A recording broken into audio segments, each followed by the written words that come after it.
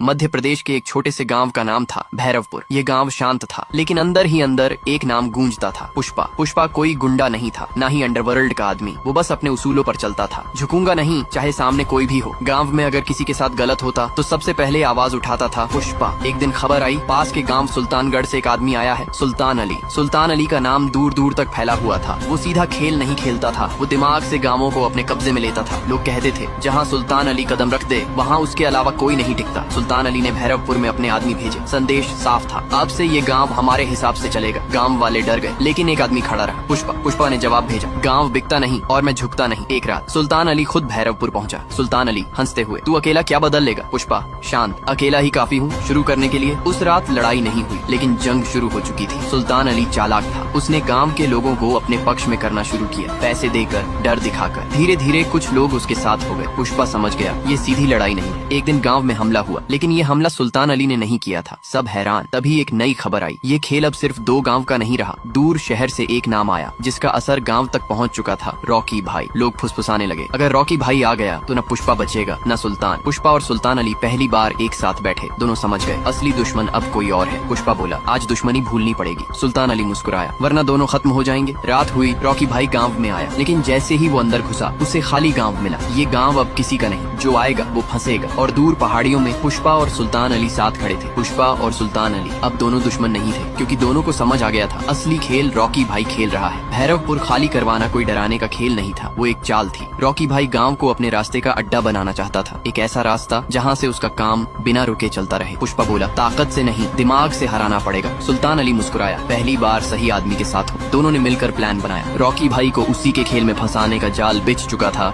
गाँव खाली दिख रहा था, लेकिन हर कोने में नजर थी। पेड़ों के पीछे, छतों के ऊपर, हर जगह पुष्पा और सुल्तान के लोग छिपे थे। धीरे धीरे धूल उड़ती है और गाड़ियों का काफिला गांव में घुसता है। बीच में उतरता है रॉकी भाई। वो चारों तरफ देखता है और हल्की मुस्कान देता है। इतना सन्नाटा तूफान से पहले ही आता है। अचानक चारों तरफ से हमला, पूरा गांव जंग का मैदान बन गया। पुष्पा सामने आया, ये गांव तेरे लिए नहीं बना। सुल्तान अली पीछे से बोला, आज तू फंसा है रॉकी। रॉकी भाई हंसने लगा, तुम दोनों को लगा मैं इतना आसान हूँ? अचानक पुष्पा के कुछ आदमी सुल्तान अली के खिलाफ हो गए और सुल्तान के लोग पुष्पा पर हमला करने लगे। दोनों चौंक गए। रॉकी बोला, मैंने तुम्हारी दुश्मनी खत्म नहीं होने दी, बस उसे छुपा दिया। तुम दोनों के बीच के लोग अब मेरे हैं। अब मैदान में तीन नहीं, तीन तरफ से जंग थी। पुष्पा अकेले लड़ रहा था। सुल्तान अली भी घिर चुका था, लेकिन इस बार दोनों ने हार नहीं मानी। पुष्पा चिल्लाया, आज या तो खत्म या शुरू। सुल्तान अली बोला, आज फैसला होगा।